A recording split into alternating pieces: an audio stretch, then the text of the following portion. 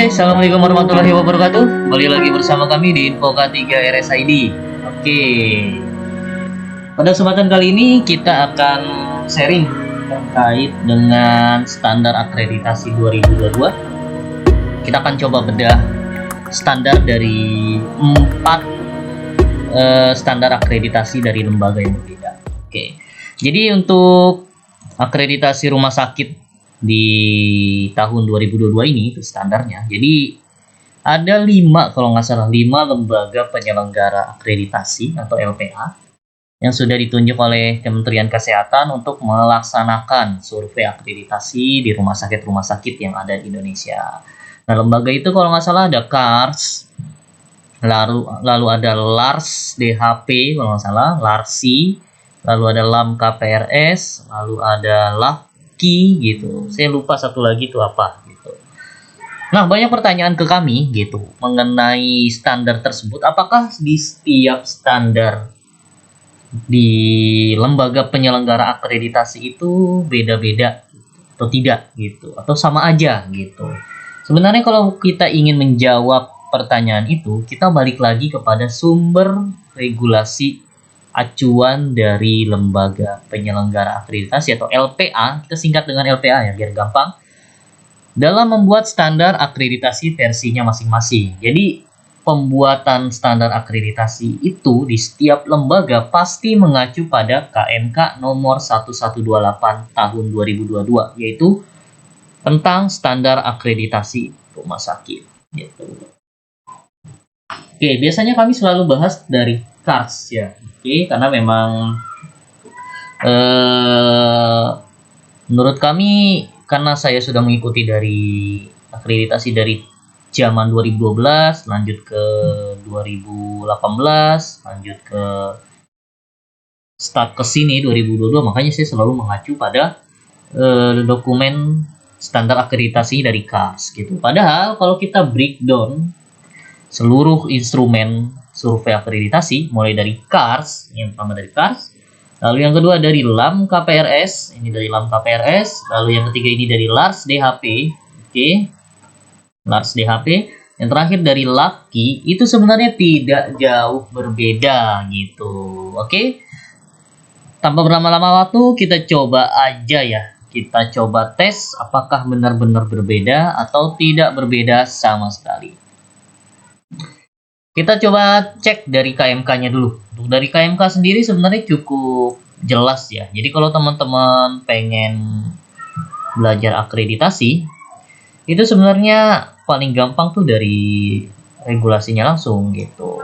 Yaitu dari KMK 1128 tahun 2022 gitu. Karena kalau udah teman-teman ikutin dari KMK ini, niscaya pasti akan gampang sih. Mau itu LPA-nya A, B, C, atau D sebenarnya sama aja gitu. Karena acuan utamanya itu ada dari KMK 1128 tahun 2022. Oke, nih jadi di KMK ini gambaran umumnya adalah fasilitas lingkungan rumah sakit harus aman, berfungsi baik, memberikan lingkungan perawatan bla bla bla bla. Jadi rumah sakit perlu membentuk satuan kerja yang dapat mengelola, memantau, memastikan. Oke, jadi membentuk suatu satker atau tim. Satker itu dibentuk dapat berupa komite atau tim K3RS yang disesuaikan dengan kebutuhan. Jadi KMK 1118 berbicara satker untuk pengawasan MFK. Di KMK ini bicara soal komite atau tim K3. Lalu kalau kita lihat di KARS. Oke, kita lihat KARS. Sama ya, fasilitas dan lingkungan rumah sakit harus aman berfungsi. Ini sama-sama aja. Nah, di sini juga sama. Rumah sakit wajib membentuk satuan kerja. Ini juga sama persis. Oke, dan komite K3RS atau tim K3RS. Sama persis, sama ya. Lalu kalau kita lihat dari LAM KPRS, fasilitas dan lingkungan rumah sakit harus aman, berfungsi baik, dan memberikan lingkungan perawatan. Sama persis. Oke. Kita lihat lagi di sini. Dapat menimbulkan, memantau, membentuk satker mana nih? Oke.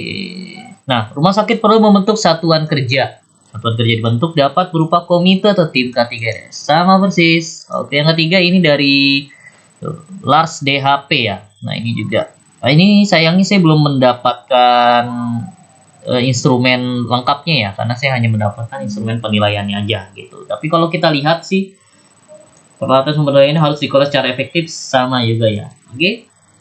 Lalu untuk Lucky, nah ini Lucky juga saya dapatnya instrumen penilaiannya aja, untuk instrumen secara lengkapnya belum dapat. Ini sepertinya juga sama. Mengenai bangunan prototipe sama.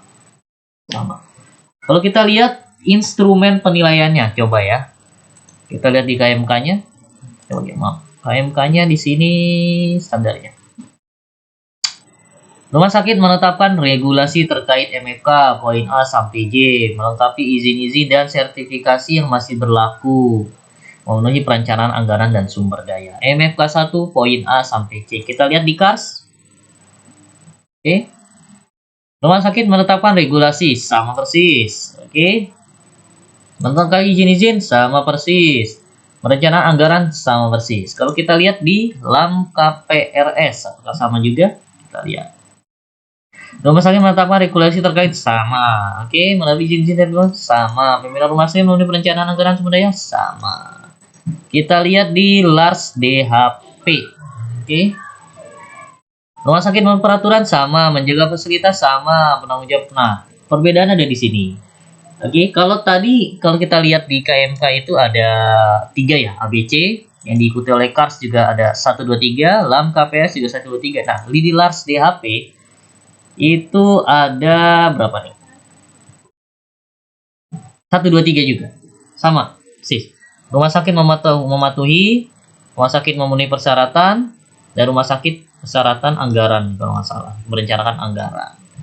Oke, sama ya untuk 3 LPA. Dan yang terakhir nih, LPA terakhir, rumah sakit menetapkan regulasi sama, melengkapi izin sama, pimpinan memenuhi anggaran itu sama. Oke, jadi secara standar itu pasti sama. Nah, yang membedakan apa? Yang sering membedakan itu adalah di nih.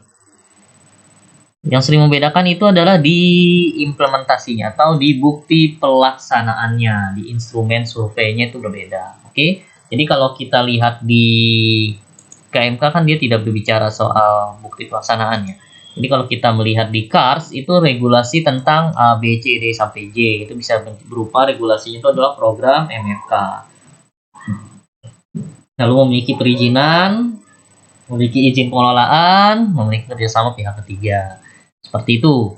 Nah, kalau di dalam KPRS kita lihat ini juga sama. Persis ya, dokumen regulasi tentang kelengkapan perizinan, rencana kerja dan anggaran. Kalau kita lihat di LARS DHP ini juga sama. Oke. Regulasi penetapan. Nah, buktinya tuh benar hampir sama. Cuma yang berbeda itu biasanya diksi kalimatnya, teman-teman. Gitu. Contoh seperti ini, di LAPKI itu bicaranya itu adalah dokumentasi SK izin RS, dokumen informasi pelayanan atau profil RS, SK tarif RS. Nih, yang sering membedakan itu adalah dokumen implementasinya, gitu. Nah, rincian tagihan kepada pasien, panduan SEU menunjukkan program kerja MFK. Oke, izin operasional, izin. Nah, sering yang paling membedakan tuh ada di bukti implementasinya. Ya, kalau di KARS kan biasanya dia hanya simple ya. Karena benar-benar mengacu pada KMK 1128. Kadang di LPA lain tuh ada pengembangan yang sebenarnya itu tidak masalah juga, gitu. Justru lebih bagus kadang ya. Karena sedikit menjadi lebih detail. Oke. Nah, untuk di LARS DHP sendiri untuk bukti telusurnya, nah ini hampir sama ya. Cuma dia membedakan, perbedaannya adalah dari DI, DIOS gitu. Ini DI, DIOS nih kalau nggak salah dokumentasi, implementasi, observasi, simulasi. Kalau nggak salah seperti itu. Kalau di KARS itu kan namanya REDOSCO ya. Regulasi, dokumentasi, wawancara, lalu observasi, simulasi. Nah, kalau di LAM KPRS namanya DI, DIOS. Oke. Nah, jadi kalau bicara regulasi tentang pimpinan, bentuknya adalah dokumentasi. Oke. Nah, kalau bicara soal izin-izin, dokumentasi, implementasi, dan dokumentasi juga ketika luring. Lebih detail ya, jadi karena akreditasi yang sekarang kan bisa secara daring dan luring. Hari pertama itu daring, hari kedua dan hari ketiga biasanya luring. Gitu. Nah, ini untuk LAM KPRS cukup bagus nih, karena saat daring yang diperiksa apa, saat luring yang diperiksa apa. Oke. Lalu yang ketiga untuk large DHP. Nah, ini juga detail juga nih. Karena di sini buktinya sudah dijelaskan dokumen di bold ya, rencana kerja anggaran di sini dokumen gitu. Langsung juga dijelaskan memiliki IPAL, memiliki izin. Oke, jadi sudah detail seperti ini. Lalu untuk Laki sendiri kita lihat, nah ini juga lebih detail lagi kalau nggak salah ya. Jadi dokumentasi yang diminta atau bukti telusurnya itu ada SK INRS disiapkan, dokumentasi atau profil RS disiapkan, SK tarif disiapkan. Nah ini lebih detail lagi. Oke, jadi teman-teman nggak perlu bingung dengan harus ini LPA saya adalah LPA X gitu, jadi saya harus mengikuti. Sebenarnya intinya tuh sama aja ya, MFK, karena sumbernya itu adalah 1128 gitu. Yang membedakan biasanya ada di bukti telusur, karena ada satu LPA yang lebih detail, ada yang lebih sedikit lebih detail, ada yang ngikutin plug dari KMK-nya gitu. Jadi ya kalau teman-teman lagi belajar akreditasi atau mengerti akreditasi, sebenarnya acuan dasarnya itu adalah di sini nih, KMK 1128, karena ini adalah fokus utama teman-teman dalam melaksanakannya. Oke, kita coba random lagi ya. Kita coba cek di MFK berapa nih? MFK 7, MFK 6 tentang proteksi kebakaran. Oke. Kalau di KARS sendiri itu rumah sakit melakukan pengkajian risiko kebakaran, bukti daftar risiko atau risk register. Oke, kalau kita di LAM KPRS coba kita cek MFK 6. Satu lagi. Oke. Ya, ini masih 5.1. Nah, ini MFK 6. Kita langsung aja, langsung melakukan pengkajian risiko. Oke. Dokumen hasil asesmen fire safety risk assessment. Jadi kalau di dalam KPRS sudah detail menyebutkan FRSA. Oke. Kalau di KARS yang tadi daftar risiko atau risk register tidak disebutkan untuk prosesnya itu menggunakan file apa. Jadi bebas mau menggunakan HIRA, mau menggunakan HIRA DC, mau menggunakan asesmen risiko kebakaran tersendiri atau menggunakan VSR, bebas. Kalau untuk di dalam KPRS sudah dijelaskan menggunakan form fire risk assessment, fire risk safety assessment. Oke. Lalu untuk di large DHP kita cek, kayaknya pasti sama aja sih, nggak bakal beda jauh. Karena instrumen untuk MFK atau K3 itu ya itu aja. Oke. Nah ini. Nah, kita lihat di sini tuh. Nah ini juga sama, fire risk assessment. Untuk large DHP juga sama, spesifik di FRSA. Oke. Lalu untuk di standar Laki coba kita cek. Standar Laki itu MFK 6 pasti sama. Nah ini dia. Kita lihat rumah sakit melakukan pengkajian risiko acuannya nih. Nah ini sama seperti KARS ya bahasanya, daftar risiko kebakaran atau risk register. Sama aja gitu. Yang penting itu adalah pengkajian risiko. Jadi teman-teman nggak perlu bingung dengan bukti telusurnya harus seperti apa, karena yang perlu teman-teman fokuskan itu adalah elemen penilaiannya dan instrumen penilaiannya bilangnya apa. Kalau dia minta pengkajian risiko, otomatis kan kita bicara HIRA, HIRA DC, asesmen risiko lainnya gitu. Itu boleh bebas pakai form apa aja. Oke, sama ya. Nah, untuk poin lainnya juga observasi nih di sini. Oh ya, untuk poin ini coba kita cek poin nomor 2. Kalau di KARS itu bentuknya itu observasi, jadi melihat langsung penyimpanan bahan B3 itu seperti apa. Oke. Kalau kita lihat di LARS LAM KPRS, poin 2-nya adalah bukti tindak lanjut asesmen risiko penerapan proteksi kebakaran dari EPSER. Sama juga teman-teman, observasi. Oke.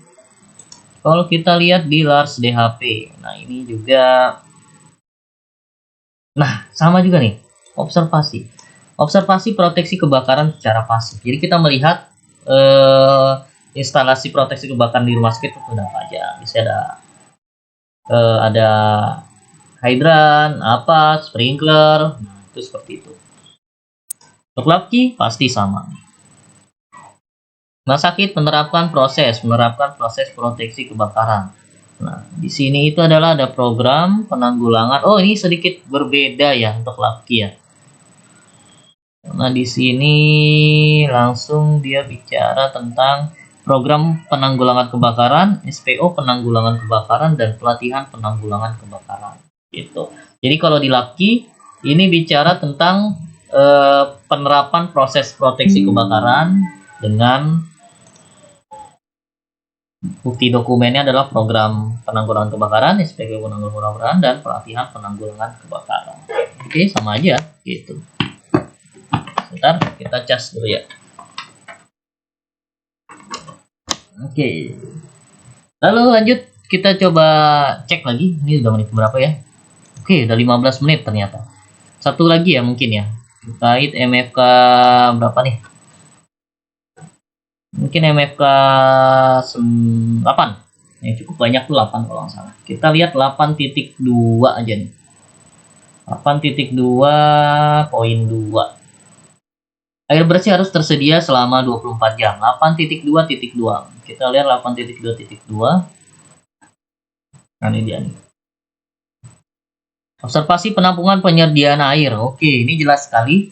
Tadi di sini air bersih tersedia, kategorinya adalah observasi. Jadi observasi terkait dengan air bersih. Gitu. Kalau di KARS bicara soal observasi air bersih tersedia selama 24 jam. Gitu. Nah, kalau di LAM KPRS penjelasannya kayaknya lebih jelas ya. Yaitu observasi penampungan persediaan air bersih tersedia 24 jam. Jadi yang diobservasi itu adalah penampungan persediaan air bersihnya gitu. Jadi lebih jelas gitu. Kalau untuk kita lihat di LARS DHP 8.2.2.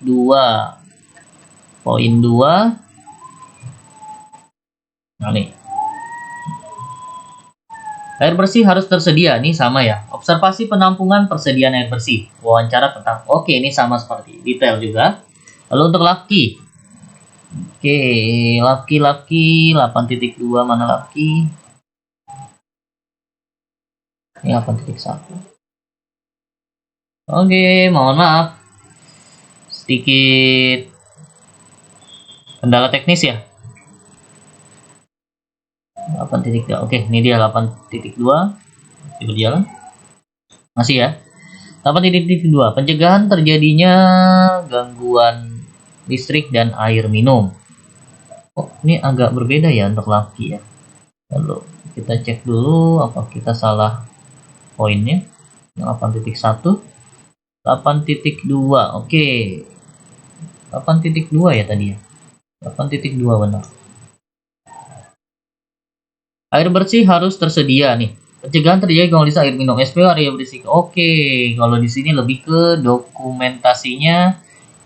SOP area berisiko tinggi terjadi gangguan listrik dan SPO sumber alternatif air minum. Oke, jadi untuk laki sepertinya agak sedikit berbeda ya. Nah, di sini bicaranya tentang dokumen. Kayaknya kepotong deh teman-teman nih. Harusnya di samping itu ada observasi. Mohon maaf untuk checklistnya sepertinya terpotong ya. Mungkin nanti kita cari lagi untuk standar laki yang lebih detail karena ini scanan kalau nggak salah. Karena di sini ada bicaranya dokumennya apa. Untuk bukti telusurnya, sepertinya langsung dilihat dari sini nih. Harus tersedia gitu. Untuk dokumennya harus ada SOP. Jadi untuk laki ini kayaknya cukup bagus nih teman-teman. Kenapa? Kenapa saya bilang cukup bagus? Karena meskipun permintaannya itu adalah observasi gitu, tapi dia harus tetap punya dokumentasinya gitu. Maksudnya harus punya regulasinya. Contoh, air bersih harus tersedia selama 24 jam setiap hari, 7 hari dalam seminggu. Nah, di dokumennya rumah sakit harus membuat SOP air bersih tinggi, SOP sumber alternatif listrik dan air minum gitu. Oke. Nah, ini yang penting nih kayak gini. Jadi, walaupun poinnya itu adalah observasi, maka SOP yang kita observasi itu, yang diobservasi tetap harus dibuat gitu. Makanya kalau kita bicara tentang air bersih tersedia selama 24 jam dalam seminggu, maka kita juga harus buat nih SOP-nya gitu. SOP bagaimana air bersih bisa tersedia, SOP persediaan penampungan airnya harus gimana, itu tetap harus dibuat gitu. Oke, cukup ya? Oke, kayaknya cukup nih teman-teman nih. Karena kalau bedahnya secara detail pasti akan panjang sekali. Intinya sih dalam video kali ini kita akan sharing kalau mau apapun lembaga penyelenggara akreditasinya gitu. Oke, siapapun penyelenggara akreditasi, intinya itu instrumen penilaian itu sama teman-teman. Karena maksud dan tujuan maupun elemen penilaiannya itu mengacu pada KMK 1128 tahun 2022 gitu. Makanya untuk elemen penilaiannya pasti baik itu KARS, LAM KPRS, LAS THP, LAPI ataupun LARSI itu pasti sama. Yang membedakan itu biasanya di poin bukti telusurnya itu harus seperti apa gitu. Itu aja sih yang membedakan. Dan itu pun perbedaannya nggak signifikan, pasti nggak jauh beda lah antara satu sama lain gitu. Intinya di situ. Jadi mau apapun LPA-nya, instrumen penilaian itu pasti sama, nggak jauh berbeda dengan yang lain gitu. Oke. Mungkin dari kami sekian, terima kasih atas kesempatannya. Selamat sore, assalamualaikum warahmatullahi wabarakatuh.